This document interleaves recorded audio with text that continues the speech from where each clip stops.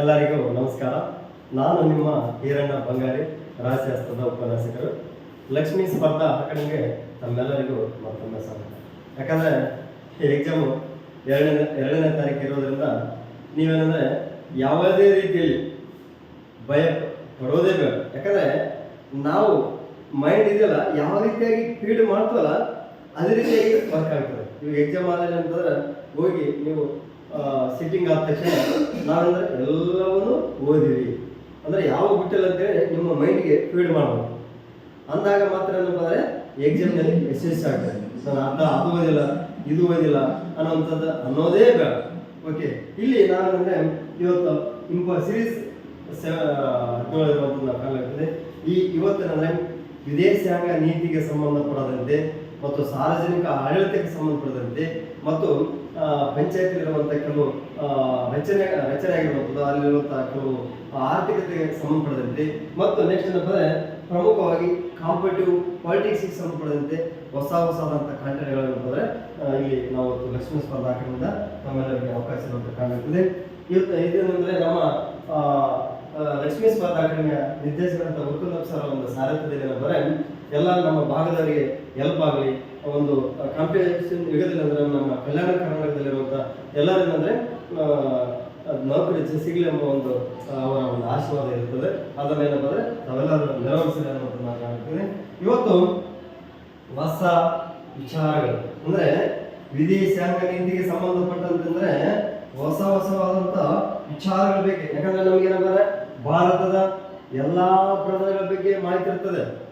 ಇಲ್ಲಿ ನೋಡಿದ್ರೆ ಇಲ್ಲಿ ಈ ರೀತಿಯಾದಂಥ ಕ್ವಶನ್ ಅಂದರೆ ಏನಂದ್ರೆ ಲುಕ್ ಈಸ್ಟ್ ಪಾಲಿಸಿ ಅಂತೇಳಿ ಈ ಪದ ಬಂದಾಗ ಏನಾಗ್ಬಿಡ್ತದೆ ಅಂದರೆ ಇದು ಕೆಲವು ಗೊತ್ತಿರ್ತದೆ. ಬಟ್ ಇದರಾಗ ನಮ್ಮ ಭಾರತ ದೇಶದ ಪ್ರಧಾನಿಗಳು ಇದ್ದಾರೆ. ನರೇಂದ್ರ ಮೋದಿ ಆಗಿರ್ಬೋದು, ಪಿ ವಿ ನರಸಿಂಹರಾವ್ ಆಗಿರ್ಬೋದು ಮತ್ತು ಇಂದಿರಾ ಗಾಂಧಿ, ಎಚ್ ಡಿ ದೇವರು ತಮ್ಮ ಆಡಳಿತ ಅವಧಿಯಲ್ಲಿ ಏನಂದರೆ ಪಾಲಿಸಿಗಳನ್ನು ತಂದಿರ್ತಾರೆ.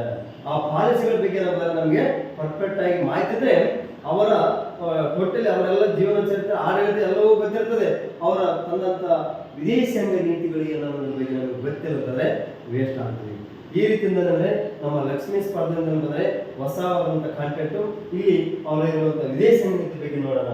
ಇಲ್ಲಿ ನೋಡಿ, ಲುಕ್ ಈಸ್ಟ್ ಪಾಲಿಸಿ ಅಂದರೆ ಯಾರ ಅವಧಿಯಲ್ಲಿ ಜಾರಿಗೆ ಬಂತು ಅನ್ನೋದ್ರಲ್ಲಿ ನೋಡುವಂಥದ್ದು. ಇಲ್ಲಿ ನರೇಂದ್ರ ಮೋದಿನ ಅಥವಾ ಪಿ ವಿ ನರಸಿಂಹರಾವ್ನ ಅಥವಾ ಇಂದಿರಾ ಗಾಂಧಿನ ಅಥವಾ ಎಚ್ ಡಿ ದೇವೇಗೌಡ ಅನ್ನೋದ್ರಲ್ಲಿ ಕಾಣುತ್ತದೆ. ಇಲ್ಲಿ ಲುಕ್ ಈಸ್ಟ್ ಪಾಲಿಸಿ ಅಂತಂದರೆ ಮೊದಲ ಆರಂಭ ಮಾಡಿದವರು ಯಾರಂತಂದರೆ ಅಂದರೆ ಯಾರ ಅವಧಿಯಲ್ಲಿ ಮಾಡಿದ್ರಂದರೆ ಪಿ ವಿ ನರಸಿಂಹರಾವ್ ಕಾಲದಲ್ಲಿ ಕಾಣಲಾಗ್ತದೆ. ಇಲ್ಲಿ ನೋಡ್ರಿ, ಯಾಕಂದ್ರೆ ಇಲ್ಲಿ ನಮಗೆ ಪರ್ಫೆಕ್ಟ್ ಆಗಿ ಯಾರಂತಂದ್ರೆ ಪಿ ವಿ ನರಸಿಂಹರಾವ್, ಈ ಪಿ ವಿ ನರಸಿಂಹರಾವರ ಅವಧಿಯಲ್ಲಿ ಯಾವ ರೀತಿಯಾದಂಥ ಆಯಿತು ಮತ್ತು ಭಾರತದ ಪ್ರಸ್ತುತವಾಗಿರುವಂಥ ನರೇಂದ್ರ ಮೋದಿ ಅವರ ವಿದೇಶಾಂಗ ನೀತಿ ಯಾವ ರೀತಿ ಇತ್ತು ಅನ್ನೋದ್ರ ಬಗ್ಗೆ ನಾವು ನೋಡೋಣ. ಇಲ್ಲಿ ನೋಡಿ, ಭಾರತದ ಪ್ರಸ್ತುತ ನರೇಂದ್ರ ಮೋದಿ ಮತ್ತಂದ್ರೆ ಇಂದಿರಾ ಗಾಂಧಿ ಅವರಂಥ ವಿದೇಶಿ ನೀತಿಗಳನ್ನು ನೋಡಲಾಗ್ತದೆ. ಅದೇ ರೀತಿ ಅಂದರೆ ಎಚ್ ಡಿ ದೇವೇಗೌಡ ಅವರ ವಿದೇಶಿ ನೀತಿಗಳ ಬಗ್ಗೆ ಏನಂದರೆ ನೀವು ನೋಡ್ಬೇಕಾಗ್ತದೆ. ನಮಗೆ ಇಂಪಾರ್ಟೆಂಟ್ ಇರುವಂಥದ್ದು ಏನಂತಂದ್ರೆ ನಾವು ಇಲ್ಲಿ ಯಾರಂತಂದರೆ ಭಾರತದ ಪ್ರಧಾನಿಗಳಾದಂಥ ಪಿ ವಿ ನರಸಿಂಹರಾವ್ ಮತ್ತೆ ಪ್ರಸ್ತುತ ನರೇಂದ್ರ ಮೋದಿ ಇರುವಂಥ ಒಂದು ವಿದೇಶಾಂಗ ನೀತಿ ಪಾಲಿಸಿಗಳ ಬಗ್ಗೆ ಏನಪ್ಪ ಅಂದರೆ ನೋಡೋಣ. ಯಾಕಂದರೆ ಇಲ್ಲಿ ನಮಗೆ ಏನಂದರೆ ಹೋಲಿಕೆ ರೂಪದಲ್ಲಿ ಕಾಂಪಿಟೇಟಿವ್ ಆಗಿ ನೋಡಬೇಕು. ಆ ಕಾಂಪಿಟೇಟಿವ್ ಆಗಿ ನಾವು ನೋಡಿದ್ರೆ ಮಾತ್ರ ಏನಂದರೆ ನಮಗೆ ಪರಿಪೂರ್ಣವಾದಂಥ ಮಾಹಿತಿ ಗೊತ್ತಾಗ್ತದೆ. ಇಲ್ಲಿ ನೋಡ್ರಿ, ಲುಕ್ ಈಸ್ಟ್ ಯಾವುದು ಲುಕ್ ಈಸ್ಟ್ ಪಾಲಿಸಿ ಯಾವುದು ಪಾಲಿಸಿ ಇದು ಈ ಸೈಡ್ ಅಂತಂದ್ರೆ ಯಾಕ್ಟ್ ಯಾವುದು ಈಸ್ಟ್ ಪಾಲಿಸಿ ಅಂದರೆ ಪಾಲಿಸಿ ಅಂತಾನೆ ಮಾಡಿದ್ದಾರೆ. ಇಲ್ಲಿ ನಮಗೇನಂದ್ರೆ ಇವರ ಒಂದು ವ್ಯತ್ಯಾಸವನ್ನು ನೋಡ್ಬೇಕಾಗ್ತದೆ. ಇಲ್ಲಿ ಯಾವ ರೀತಿ ಅಂತಂದ್ರೆ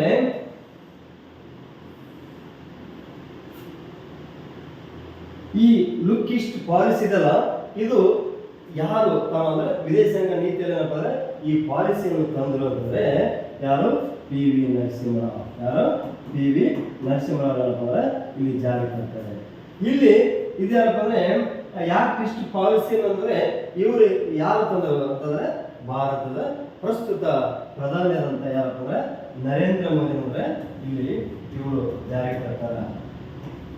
ನಂತರ ಇದು ಲುಕ್ ಈಸ್ಟ್ ಪಾಲಿಸಿ ಯಾಕೆ ಅಂದ್ರೆ ಯಾವ ವರ್ಷದಲ್ಲಿ ಬಂತು ಅಂತಂದ್ರೆ 1991 ಅಂದ್ರೆ 1991 ಬರ್ತದೆ. ನೆಕ್ಸ್ಟ್ ಅಂದ್ರೆ ಇದು ಯಾಕೆ ಇಷ್ಟು ಪಾಲಿಸಿ ಇದಲ್ಲ, ಇದು 2014ರಲ್ಲಿ ಬರ್ತದೆ. ಅಂದ್ರೆ ನಂತರದ ಅಂದ್ರೆ ಪರಿವರ್ತನೆ ಆಗಿರುವಂಥದ್ದು. ಮೊದಲಂದ್ರೆ ಲುಕ್ ಇಷ್ಟು ಪಾಲಿಸಿ ಇತ್ತು, ನೆಕ್ಸ್ಟ್ ಏನಂದ್ರೆ ಇಲ್ಲಿ ಯಾಕೆ ಇಷ್ಟು ಪಾಲಿಸಿ ಆಗಿರುವಂಥ ಪರಿವರ್ತನೆ ಆಗಿರುವಂಥದ್ದು ನಾವು ಕಾಣಾಗ್ತದೆ.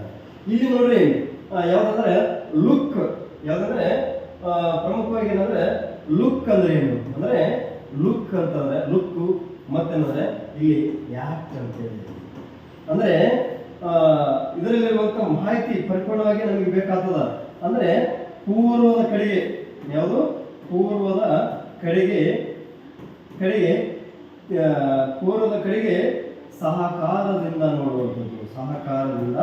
ನೋಡುವಂಥದ್ದು.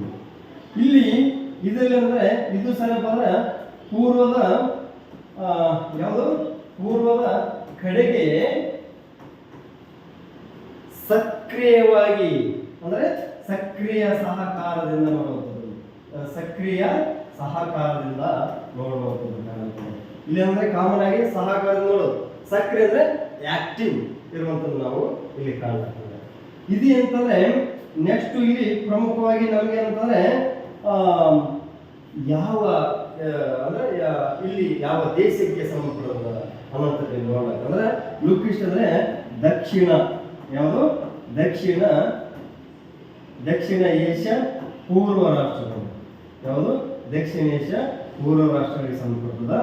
ಇಲ್ಲಿ ದಕ್ಷಿಣ ಏಷ್ಯಾ ಪೂರ್ವ ರಾಷ್ಟ್ರಗಳು ಅಂತಂದ್ರೆ ನಮ್ಮಲ್ಲಿ ಸಂಘಟನೆ ಇರುವಂತದ್ದು ಯಾವ್ದಂತಂದ್ರೆ ಪ್ರಮುಖವಾಗಿ ಯಾವುದಿದೆ ಆಸಿಯಾನ್, ಯಾವುದು ಆಸಿಯಾನ್ಗೆ ಸಂಬಂಧಪಟ್ಟದ.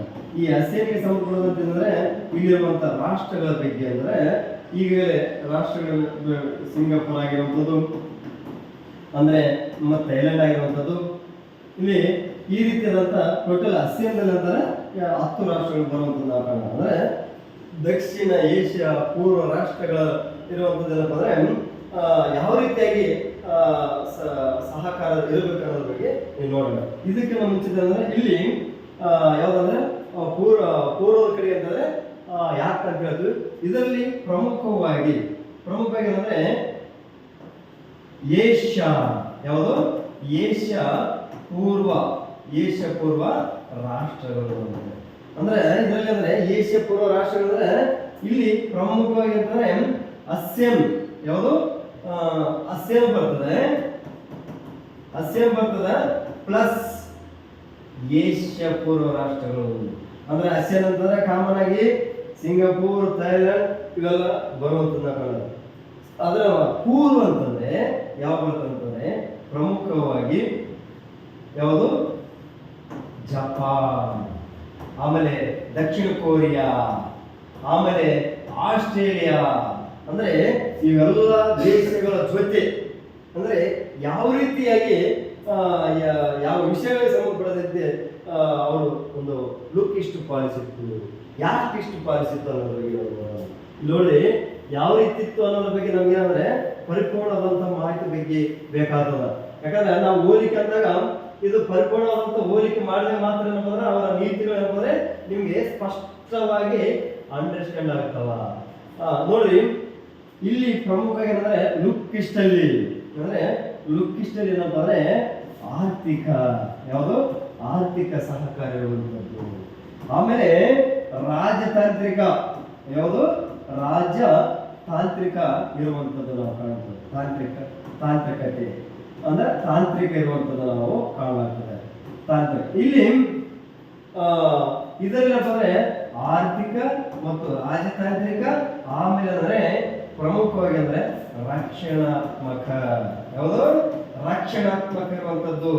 ನೆಕ್ಸ್ಟ್ ಅಂದ್ರೆ ಸಾಂಸ್ಕೃತಿಕವಾಗಿ ಕಲ್ಚರ್, ಯಾವುದು ಸಾಂಸ್ಕೃತಿಕವಾಗಿ ಅಂತಂದ್ರೆ ಇಲ್ಲಿ ಬರುವಂತದ್ದು ಯಾವುದು ಆಕ್ಟಿಸ್ಟ್ ಪಾಲಿಸಿಯಲ್ಲಿ ಲುಕ್ ಇಸ್ಟಲ್ಲಿ ಕೇವಲ 2 ಇರುವಂತದ್ದು ನಾವು ಕಾಣುತ್ತೇವೆ. ಈ ರೀತಿ ಅಂದ್ರೆ ಈ ವಿದೇಶಾಂಗ ನೀತಿ ಅಂದ್ರೆ ಇಡೀ ಇಡೀ ಏನಪ್ಪ ಅಂದ್ರೆ ಒಂದು ದೇಶ ಒಂದು ಭದ್ರವಾದಂಥ ರೀತಿಯಲ್ಲಿ ಅಂದ್ರೆ ಇರಬೇಕಾಗಿದ್ದರೆ ಆರ್ಥಿಕ ಆಗಿರುವಂಥದ್ದು, ರಕ್ಷಣಾತ್ಮಕ ಆಗಿರುವಂಥದ್ದು, ಸಹಕಾರ ಆಗಿರುವಂಥದ್ದು, ಕಲ್ಚರ್ ಆಗಿರುವಂಥದ್ದು, ಇವು ನೀತಿಗಳನ್ನ ಈ ನೀತಿಗಳು ಇರೋದ್ರಿಂದ ರಫ್ತು ಆಗಿರುವಂಥದ್ದು, ಆಮದಾಗಿರುವಂಥದ್ದು, ಇದರಲ್ಲಿ ಏನಪ್ಪ ಅಂದ್ರೆ ವಿನಾಯಿತಿಯನ್ನು ಕೊಡುವಂಥದ್ದು, ಈ ರೀತಿ ಅಂದ್ರೆ ರಿಲೇಕ್ಷನ್ ಕೊಡುವಂಥದ್ದು. ಅಂದ್ರೆ ದಕ್ಷಿಣ ಏಷ್ಯಾ ಪೂರ್ವ ರಾಷ್ಟ್ರಗಳಾಗಿರುವಂಥದ್ದು ಮತ್ತು ಏಷ್ಯಾ ಪೂರ್ವ ರಾಷ್ಟ್ರಗಳು ಈ ರೀತಿಯಾದಂಥ ಏನಪ್ಪ ಅಂದ್ರೆ ಕೋಆರ್ಡಿನೇಷನ್ ಬೆಳೆಸಿದಾಗ ಮಾತ್ರ ಅಂದ್ರೆ ಒಂದು ದೇಶ ಅದ್ಭುತವಾಗಿ ಬೆಳೀತದ ಅನ್ನೋ ರೀತಿಯಲ್ಲಿ ಈ ಪಾಲಿಸಿಗಳು ನಾವು ಕಾಣಲಾಗಿದೆ. ನೋಡಿ ಇದೇನಪ್ಪ ಅಂದ್ರೆ ಯಾರು ಮೋದಿ ಮತ್ತೇನಪ್ಪ ಅಂದ್ರೆ ಪಿ ವಿ ನರಸಿಂಹರ ಬಗ್ಗೆ ಗೊತ್ತಾಯ್ತು. ಇಲ್ಲಿ ನೋಡ್ರಿ ನೆಕ್ಸ್ಟ್ ಏನಪ್ಪ ಅಂದ್ರೆ ಇಲ್ಲಿಂದ ಬರೋಣ. ಇಲ್ಲಿಂದ ಅಂದ್ರೆ ಇಂದಿರಾ ಗಾಂಧಿ ಅವರ ಅವಧಿಯಲ್ಲಿ ಏನಪ್ಪ ಅಂದ್ರೆ ಅವರ ಪಾಲಿಸಿ ನೀತಿ ಯಾವ ರೀತಿ ಇತ್ತು ಅನ್ನೋದ್ರ ಬಗ್ಗೆ ನೋಡೋಣ. ಯಾಕಂದ್ರೆ ಅವರು ತಮ್ಮದಾದಂತ ಅವಧಿಯಲ್ಲಿ ಒಟ್ಟೇನಂದ್ರೆ ಒಂದು ದೇಶ ಏನಪ್ಪ ಅಂದ್ರೆ ಉತ್ತಮವಾದಂತ ರೀತಿಯಲ್ಲಿ ಇರಬೇಕು ಅನ್ನುವಂಥ ರೀತಿಯಲ್ಲಿ ನಾವು ಕಾಣಲಾಗ್ತದೆ. ಇಲ್ಲಿ ಇವರ ಒಂದು ಪಾಲಿಸಿ ವಿದೇಶಾಂಗ ನೀತಿ ಅಂದ್ರೆ ವಿದೇಶಾಂಗ ನೀತಿ ಯಾವ ರೀತಿ ಇತ್ತು ಅನ್ನೋದ್ರ ಬಗ್ಗೆ ನಮಗೆ ಬೇಕಾಗ್ತದೆ. ಅಂದ್ರೆ ಇಂಡಿಪೆಂಡೆಂಟ್ ಅಂದ್ರೆ independent policy, independent foreign policy, ಯಾವುದು ಫಾರಿನ್ ಪಾಲಿಸಿ ಏನಪ್ಪ ಅಂದ್ರೆ ಜಾರಿ ತರ್ತಾರೆ. ಅಂದ್ರೆ ಇವರು ಯಾವ್ದಂತಾರೆ ಸ್ವತಂತ್ರವಾದಂಥ ವಿದೇಶಾಂಗ ನೀತಿ ಏನಂತಂದ್ರೆ ಇವರು ತರ್ತಾರೆ. ಯಾವುದು ಸ್ವತಂತ್ರವಾದಂಥ ವಿದೇಶಾಂಗ ನೀತಿಯನ್ನು ತರ್ತಾರೆ. ಈ ತರೋದ್ರ ಮೂಲಕ ಏನಂದ್ರೆ ಇಡೀ ಒಂದು ನೆರೆಹೊರೆಯ ದೇಶಗಳಪ್ಪ ಅಂದ್ರೆ ಒಂದು ಉತ್ತಮವಾದಂಥ ರೀತಿಯಲ್ಲಿ ಅಂದ್ರೆ ಎಲ್ಲ ಅಂದ್ರೆ ಆರ್ಥಿಕ ರಾಜಕೀಯ ಎಲ್ಲ ರೀತಿಯ ಅಭಿವೃದ್ಧಿ ಹೊಂದಲಿಕ್ಕೆ ಸಹಕಾರ. ಒಟ್ಟು ಇಲ್ಲಿ ಇವರ ಆಡಳಿತದ ಅವಧಿಯಲ್ಲಿ ಏನಪ್ಪ ಅಂದ್ರೆ ನಮಗೆ ಪ್ರಮುಖವಾದಂಥ ಆಡಳಿತದ ಅವಧಿ ಬಗ್ಗೆ ಸ್ವಲ್ಪ ಪರಿಪೂರ್ಣವಾದಂಥ ಮಾಹಿತಿ ಬೇಕಾಗ್ತದೆ. ಇಲ್ಲಿ ಆಡಳಿತ ಅವಧಿಯಲ್ಲಿ ಅಂದ್ರೆ ನಮಗೆ ಯಾವ್ದಪ್ಪ ಅಂದ್ರೆ ಇಂಡೋ ರಷ್ಯಾ ಟ್ರೀಟಿ ಆಗುವಂಥದ್ದು ನಾವು ಕಾಣಾಗ್ತದೆ. ಯಾವುದು ಇಂಡೋ ರಷ್ಯಾ ಟ್ರೀಟಿ ಕಾಣ್ತದೆ. ಎಷ್ಟಾಗಂದ್ರೆ ಟ್ರೀಟಿ 1971. ಆಮೇಲೆ ಪ್ರಮುಖವಾದಂಥ ಒಂದು ಇರುತ್ತದೆ ಯಾವ್ದಂತಾರೆ ಇದು ಯಾವ್ದಂತಂದ್ರೆ ಸಿಮ್ಲಾ. ಯಾವುದು ಸಿಮ್ಲಾ ಒಪ್ಪಂದ. ಸಿಮ್ಲಾ ಒಪ್ಪಂದ ಅಂದ್ರೆ 1972 ಕಾಣ್ತದೆ. ಇದು ಯಾರ ಮಧ್ಯದಲ್ಲಿ ಆಯ್ತು ಇದ್ರೆ ಇದು ಇಂದಿರಾ ಗಾಂಧಿ ಅವರಿಗೆ ಇರ್ತದೆ. ಇನ್ನೊಂದಂದ್ರೆ ಪಾಕ್ ಅಧ್ಯಕ್ಷರಾದಂತ ಯಾರು ಜುಲ್ಫಿಕರ್ ಅಲಿ ಭುಟ್ಟೋ ಅಂದ್ರೆ ಇವರ ಮಧ್ಯದಲ್ಲಿ ಆಗುವಂತ ಅಂದ್ರೆ ಸಿಮ್ಲಾ ಒಪ್ಪಂದ. ಮತ್ತೆ ಅದೇ ರೀತಿ ಅಂದ್ರೆ ಇವರ ಅವಧಿ ಅಂದ್ರೆ ಬಾಂಗ್ಲಾ ವಿಮೋಚನೆ ಆಗ್ತದೆ. ಯಾವುದು ಬಾಂಗ್ಲಾದೇಶ ಏನಪ್ಪ ಅಂದ್ರೆ ವಿಮೋಚನೆ ಆಗ್ಲಿಕ್ಕೆ ಏನಪ್ಪ ಅಂದ್ರೆ ಇವರು ಸಹಾಯ ಮಾಡ್ತಾರೆ. ಯಾಕಂದ್ರೆ ಈಗಾಗಲೇ ಇವರು ಬಾಂಗ್ಲಾದೇಶದಲ್ಲಿರುವಂತ ಜನರ ನಮ್ಮ ದೇಶಕ್ಕೆ ಒಳನುಸುತ್ತಿರ್ತಾರೆ. ಈ ರೀತಿ ಅಂದ್ರೆ ಅವರಿಗೆ ಎಲ್ಲಾ ರೀತಿಯಾದಂತ ಒಂದು ಅವಕಾಶ ಯಾಕೆ ಇದು ಮಾಡಬೇಕು ಅನ್ನುವಂಥ ಉದ್ದೇಶದಿಂದ ಅವರು ತಮ್ಮದಾದಂತ ಏನಂದ್ರೆ ಇದು ಬಾಂಗ್ಲಾದೇಶ ಅಂದ್ರೆ ಪಾಕಿಸ್ತಾನದ ಅಧೀನ ಇರ್ತದೆ. ಆ ರೀತಿಯಿಂದ ಪಾಕಿಸ್ತಾನದ ಒಂದು ವಿರುದ್ಧವಾಗಿ ಅಂದರೆ ಇವರು ಬಾಂಗ್ಲಾದೇಶಕ್ಕೆ ಅಂದ್ರೆ ಸಹಾಯ ಮಾಡಿರುವುದು ನಾವು ಕಾಣಾಗ್ತದೆ. ಈ ರೀತಿಯಿಂದ ಅಂದ್ರೆ ಬಾಂಗ್ಲಾದೇಶ ನೋಡಿದ್ರೆ ಇವರಿಗೆ ಅಂದ್ರೆ ಈಗಾಗಲೇ ಒಂದು ಪ್ರಶಸ್ತಿಯನ್ನು ಕೊಟ್ಟಿರುವಂಥದ್ದು ನಾವು ಕಾಣಾಗ್ತದೆ. ಇವೆಲ್ಲ ಒಂದು ಪ್ರಮುಖವಾದಂಥ ಒಂದು ವಿದೇಶಾಂಗ ನೀತಿಗಳಾಗಿರುವಂಥದ್ದು ಮತ್ತು ಆಡಳಿತ ನೀತಿಗಳಾಗಿರುವಂಥದ್ದು ಈ ರೀತಿಯಿಂದ ತಮ್ಮದಾದಂಥ ನೀತಿಗಳು ತರ್ತಾರೆ. Next H D Deve Gowda. ಯಾಕಂದ್ರೆ ಎಚ್ ಡಿ ದೇವೇಗೌಡರಲ್ಲಿ ಇರುವಂಥ ವಿದೇಶಾಂಗ ನೀತಿ. ಈ ವಿದೇಶಾಂಗ ನೀತಿ ಅಂತಂದ್ರೆ ಇವರು ಏನಂದ್ರೆ ಒಂದು ಸೌಹಾರ್ದ, ಯಾವುದು ಸೌಹಾರ್ದ ನೆರೆಹೊರೆ, ಯಾವುದು ಸೌಹಾರ್ದ ನೆರೆಹೊರೆ ಶಾಂತಿಯನ್ನು ತರ್ತಾರೆ. ಅಂದ್ರೆ ನಮ್ಮ ದೇಶದ ಅಂದ್ರೆ ನಮ್ಮಲ್ಲಿರುವಂತ ಈಗಾಗಲೇ ಅಂದ್ರೆ ಹಸಿರು ಆಗಿರುವಂಥದ್ದು ಮತ್ತೆ ಅಂದ್ರೆ ದಕ್ಷಿಣ ಏಷ್ಯಾ, ಯಾವುದು ದಕ್ಷಿಣ ಏಷ್ಯಾ ಪೂರ್ವ ರಾಷ್ಟ್ರಗಳ ಬಂದ್ರೆ ಉತ್ತಮವಾದಂಥ ಸಂಬಂಧವನ್ನು ಬೆಳೆಸಬೇಕು, ಉತ್ತಮವಾದ ರೀತಿಯಲ್ಲಿ ಇರಬೇಕು ಅಂದಾಗ ಮಾತ್ರ ಒಂದು ದೇಶ ಅಸ್ತಿತ್ವಕ್ಕೆ ಬರ್ತಾ ಅನ್ನೋಂಥದ್ದನ್ನು ನಾವು ಕಾಣುತ್ತೇವೆ. ಅಂದ್ರೆ ಇವರು ತಮ್ಮ ಅವಧಿಯಲ್ಲಿ ಈ ರೀತಿಯಾದಂಥ ವಿದೇಶಿ ನೀತಿ ಅಂದ್ರೆ ತಂದರು ಅನ್ನೋಂಥ ರೀತಿಯಲ್ಲಿ ನಾವು ನೋಡಲಾಗ್ತದೆ. ಅಂದ್ರೆ ಎಲ್ಲಾ ಪ್ರಧಾನಿಗಳ ಬಗ್ಗೆ ಏನಪ್ಪ ಅಂದ್ರೆ ವಿದೇಶಾಂಗ ನೀತಿಗಳೇನು ಅವರ ಪಾಲಿಸಿಗಳು ಅನ್ನೋದ್ರ ಬಗ್ಗೆ ನಿಮಗೆ ಪರ್ಫೆಕ್ಟ್ ಆಗಿ ಇದ್ದಾಗ ಅಂತಂದ್ರೆ ನೀವು ಅಲ್ಲಿ ಅಂತಾರಾಷ್ಟ್ರೀಯ ವಿಷಯಕ್ಕೆ ಸಂಬಂಧಪಟ್ಟಂತೆ ಎಕ್ಸಾಮ್ ಅಲ್ಲಿ ಅಂದ್ರೆ ಇಲ್ಲಿ ಎದುರಿಸಲಿಕ್ಕೆ ಅಂದ್ರೆ ಇರುವಂಥದ್ದು ನಾವು ಕಾಣುತ್ತದೆ. ಇಲ್ಲಿ ಪ್ರಮುಖವಾಗಿ ಯಾರಂದ್ರೆ ಪಿ ವಿ ನರಸಿಂಹರ ಅವಧಿಯಲ್ಲಿ ಏನಂದ್ರೆ ಪ್ರಮುಖವಾದಂಥ ರೀತಿಯಲ್ಲಿ ನಾವು ಕಾಣುತ್ತೆ ಕೆಲವು ವಿಷಯಗಳನ್ನು ಅಂದ್ರೆ ನಮಗೆ ಗೊತ್ತಾಗ್ತದೆ. ಯಾವ್ದಂತಂದ್ರೆ ಈಗಲೇ 1991ರಲ್ಲಿ ಅಂದ್ರೆ ಹೊಸ ಆರ್ಥಿಕ ನೀತಿಗಳನ್ನ ಇಲ್ಲಿ ಜಾರಿ ತರ್ತಾರೆ. ಅಂದ್ರೆ ಇವರ ಅವಧಿಗಳಂದ್ರೆ ಇಡೀ ಆರ್ಥಿಕ ವ್ಯವಸ್ಥೆ ಏನಾಗಿರ್ತದ, ಅಸ್ತವ್ಯಸ್ತ ಆಗಿರ್ತದ. ಬ್ಯಾಲೆನ್ಸ್ ಅಂದ್ರೆ ಇಲ್ಲಿ ಅಂದ್ರೆ ಅಸಮತೋಲನವಿರುವಂಥದ್ದು ನಾವು ಕಾಣಾಗ್ತದೆ. ಈ ರೀತಿ ಅಂದ್ರೆ ಇಲ್ಲಿ ಇವರ ಅವಧಿಯಲ್ಲಿ ಅಂದ್ರೆ ಹಣಕಾಸಿನ ಮಂತ್ರಿ ಯಾರು, ಹಣಕಾಸಿನ ಮಂತ್ರಿ ಯಾರಂದ್ರೆ ಡಾಕ್ಟರ್ ಮನಮೋಹನ್ ಸಿಂಗ್. ಯಾರು? ಡಾಕ್ಟರ್ ಮನಮೋಹನ್ ಸಿಂಗ್ ಅವರ ಇವರಿಗೆ ಅಂದ್ರೆ ಇಲ್ಲಿ ಎಲ್ಲಾ ರೀತಿಯಾದಂತ ಒಂದು ಎಕನಾಮಿಕಲ್ ಮೈಂಡ್ ಅನ್ನು ಕೊಡುವುದನ್ನ ಕಾಣ್ತೀವಿ. ಈ ರೀತಿಯಿಂದ ಇಲ್ಲಿ ಹೊಸವಾದಂತ ಒಂದು ವಿಚಾರಗಳು ಬರ್ತವೆ. ಈ ಏನಂತಂದ್ರೆ LPG, ಯಾವುದು LPG ಬಗ್ಗೆ ಏನಪ್ಪ ಅಂದ್ರೆ ಇಲ್ಲಿ ಪ್ರಮುಖವಾದಂತ ನಿರ್ಧಾರ ತಗೊಳ್ತಾರೆ. ಈ L ಅಂದ್ರೆ ಲಿಬರೈಸೇಷನ್, ಆಮೇಲೆ P ಅಂದ್ರೆ ಪ್ರೈವೇಟೈಸೇಷನ್, I ಅಂದ್ರೆ G ಅಂದ್ರೆ ಜಾಗತೀಕರಣ, ಗ್ಲೋಬಲೈಸೇಷನ್ ಬರುವಂಥದ್ದು. ಈ ರೀತಿ ಅಂದ್ರೆ ಇಲ್ಲಿ ಮುಕ್ತವಾದಂತ ರೀತಿಯಲ್ಲಿ ವ್ಯಾಪಾರ ಮಾಡಬಹುದು. ಅಂದ್ರೆ ಈಗ ರಫ್ತಾಗಿರ್ಬೋದು, ಮತ್ತೆ ಈ ರೀತಿ ಆಮದಾಗಿರ್ಬೋದು, ಅದರಲ್ಲಿ ಏನಂದ್ರೆ ವಿನಾಯಿತಿಯನ್ನು ಕೊಡ್ಲಿಕ್ಕೆ ಏನಂದ್ರೆ ಇವೆಲ್ಲವೂ ಒಂದಂದ್ರೆ ಹೊರ ಜಗತ್ತಿಗೆ ಏನಂದ್ರೆ ಮುಕ್ತವಾದಂತ ಮಾರುಕಟ್ಟೆ, ಮುಕ್ತವಾದಂತ ವಿದೇಶಿ ನೀತಿಗಳಂದ್ರೆ ಇಲ್ಲಿ ಅವಕಾಶ ಕೊಟ್ಟಿರುವಂತ ವ್ಯಕ್ತಿ ಆಗಿರ್ತಾರೆ. ಅದರ ಜೊತೆ ಏನಂದ್ರೆ ಇಲ್ಲಿ ಒಂದು ಆರ್ಥಿಕ ಒಂದು ದೇಶದ ಆರ್ಥಿಕ ಅಸ್ವಸ್ಥ ಆಗಿರ್ತಂತಹ ಸಂದರ್ಭದಲ್ಲಿ ಈ ರೀತಿಯಾದಂತಹ ಒಂದು ಪ್ಲಾನ್ಗಳು ಮಾಡ್ತಾರೆ. ಈ ರೀತಿ ಅಂದ್ರೆ ಇವರನ್ನ ನಾವು PV ನರಸಿಂಹರನ್ನು ಈ ಭಾರತದ ಒಂದು ಚಾಣಕ್ಯ ಜೊತೆ ನಾವು ಕಾಣುತ್ತದೆ. ಮತ್ತೆ ಇವರು ದಕ್ಷಿಣ ಭಾರತದ ಅಂದ್ರೆ ಇಲ್ಲಿ ದಕ್ಷಿಣ ಭಾರತದ ಮೊದಲ PM ಆಗಿರ್ತಾರೆ. ದಕ್ಷಿಣ ಭಾರತದ ಮೊದಲ PM ಅನ್ನೋರು ಯಾರಂತಂದ್ರೆ PV ನರಸಿಂಹರಾವ್ ನೋಡಿ. ನೆಕ್ಸ್ಟ್ ಏನಂದ್ರೆ ಇವರ ಒಂದು ಪಾಲಿಸಿಗಳ ಬಗ್ಗೆ, ಇವರ ಒಂದು ನೀತಿಗಳು, ತಮ್ಮದಾದಂತ ರೀತಿಯಲ್ಲಿ ತಮ್ಮದಾದಂತ ವಿಚಾರಗಳನ್ನು ಇಲ್ಲಿ ಬಂದಿರುವಂತ ನಾವು ಕಾಣುತ್ತದೆ. ಇಲ್ಲಿ ನೋಡಿ, ಯಾಕಂದ್ರೆ ನಮ್ಮಲ್ಲಿ ಸಾರ್ವಜನಿಕ ಆಡಳಿತದ ಕ್ಲಾಸಿಕಲ್ ಥಿಯರೀಸ್ ಅಂದ್ರೆ ಕ್ಲಾಸಿಕಲ್ ಥಿಯರೀಸ್ ಬಗ್ಗೆ ನಮ್ಗೆ ಗೊತ್ತಾಗಬೇಕಾದ್ರೆ ಯಾವ ರೀತಿ ಕ್ಲಾಸಿಕಲ್ ಥಿಯರಿ ಅಂತಂದ್ರೆ ಇಲ್ಲಿ ಅದ್ರ ಬಗ್ಗೆ ಯಾವುದೇ ರೀತಿಯಾದಂತ ವಿಚಾರಗಳ ಬಗ್ಗೆ ಅಲ್ಲ. ಅಂದ್ರೆ ಕ್ಲಾಸಿಕಲ್ ಥಿಯರಿಯಲ್ಲಿ ಯಾರು ಬರ್ತಾರ, ನಿಯೋ ಥಿಯರಿಯಲ್ಲಿ ಯಾರು ಬರ್ತಾರ, ಮತ್ತೇನಂದ್ರೆ ಅಪ್ರೋಸಸ್ ಮಾಡರ್ನ್ ಅಪ್ರೋಸಸ್ ಅಲ್ಲಿ ಯಾರು ಬರ್ತಾರ, ಆಮೇಲೆ ಅಂದ್ರೆ ಕಾಂಟೆಂಪ್ರರಿ ಯಾರು ಬರ್ತಾರ, ಅಂದ್ರೆ ಅವರ ಅಂದ್ರೆ ಯಾರು ಸಾರ್ವಜನಿಕ ಆಡಳಿತ ತಜ್ಞರು ಬರ್ತಾರೆ ಅನ್ನೋ ಬಗ್ಗೆ ನಮಗೆ ಪರಿಪೂರ್ಣವಾದಂತ ಮಾಹಿತಿ ಬೇಕು. ಅಂದ್ರೆ ಈಗಾಗಲೇ ಅಂದ್ರೆ ನಾವು ಕನ್ನಡದಲ್ಲಿ ನೋಡ್ತೀವಿ ಅಂದ್ರೆ ಹಳೆಗನ್ನಡದ ಕವಿಗಳು ಯಾರು, ಹೊಸಗನ್ನಡದ ಕವಿಗಳು ಯಾರು, ಪ್ರಗತಿಶೀಲ ಯಾರು, ದಲಿತ ಸಾಹಿತ್ಯ ಯಾರು ಅನ್ನೋದ್ರ ಮೇಲೆ ಗೊತ್ತಾದಾಗ ನಾವೇನಂದ್ರೆ ಅಲ್ಲಿ ಎಕ್ಸಾಮ್ ದಾಗ ಏನಪ್ಪ ಪರಿಪೂರ್ಣವಾದಂತ ರೀತಿ ನಾವು ಆನ್ಸರ್ ಮಾಡ್ಬೋದು. ಅಲ್ಲಿ ನಮ್ಮ ಮೈಂಡ್ ಏನಂದ್ರೆ 6 ಸೆನ್ಸ್ ಕೆಲಸ ಮಾಡ್ಬೋದು. ಅದೇ ರೀತಿ ಅಂದ್ರೆ ಇಲ್ಲಿ ನಮಗೆ ಅದು ಅಂದ್ರೆ ಈಗಾಗಲೇ ಅಂದ್ರೆ 4 ರೀತಿಯಾದಂತ ಒಂದು ಥಿಯರಿಗಳ ಬಗ್ಗೆ ಹೇಳಿದಲ್ಲ, ಅದನ್ನ ಡಿಟೇಲ್ ನೋಡೋಣ. ಅದಕ್ಕಿಂತ ಮುಂಚಿತವಾಗಿ ಇಲ್ಲಿ ಇದಕ್ಕೆ ಯಾರು ಸಂಬಂಧಪಡ್ತಾರ ಅನ್ನೋದ್ರ ಬಗ್ಗೆ ನಾವು ಇಲ್ಲಿ ನೋಡೋಣ.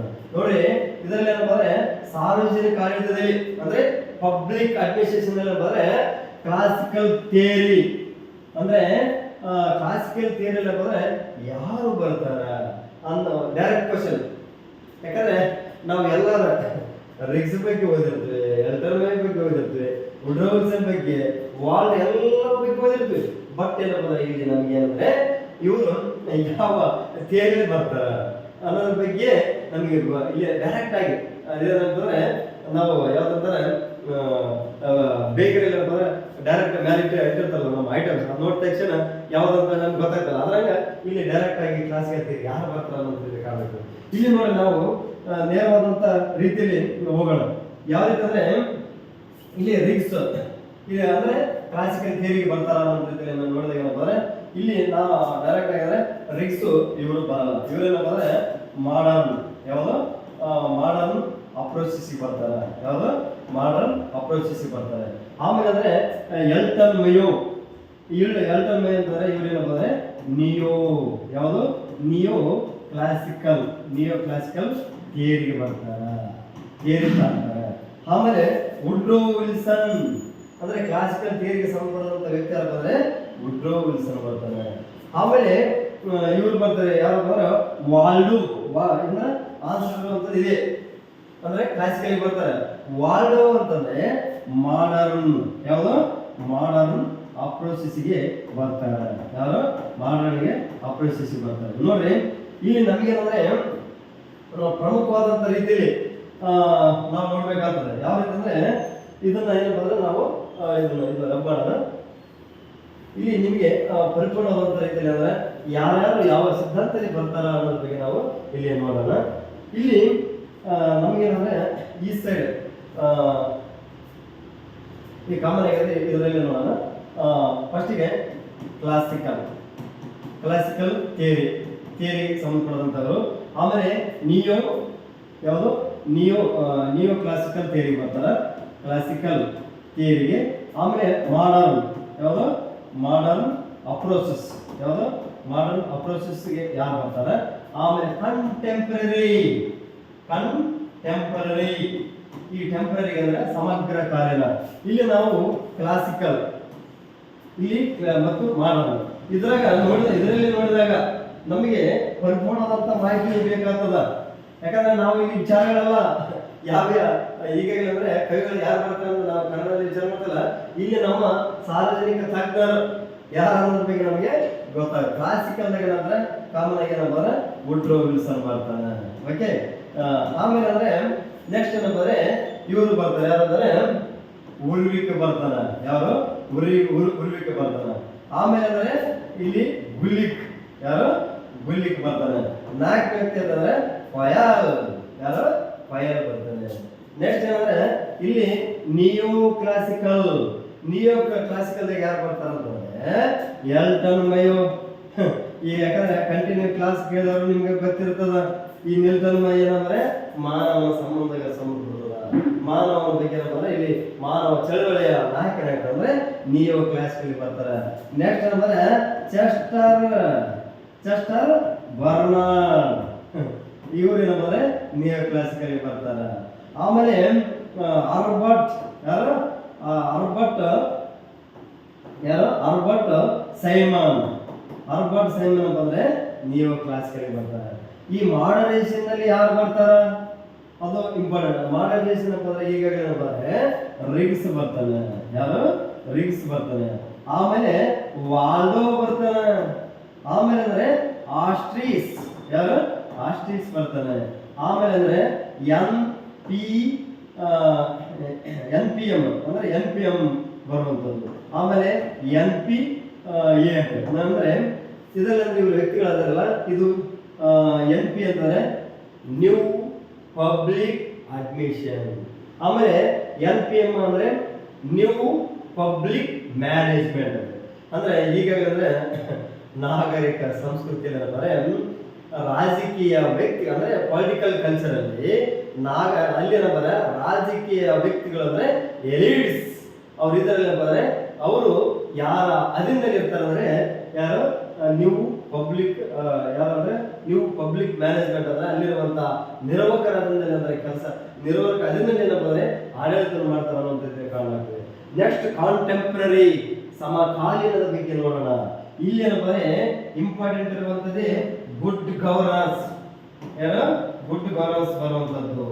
ಆಮೇಲೆ ಇಲ್ಲಿ ಈ ಗವರ್ನೆನ್ಸ್ ಬರುವಂತದ್ದು ಕಾಣಾಗ್ತದೆ. ಆಮೇಲೆ ಡಿಜಿಟಲ್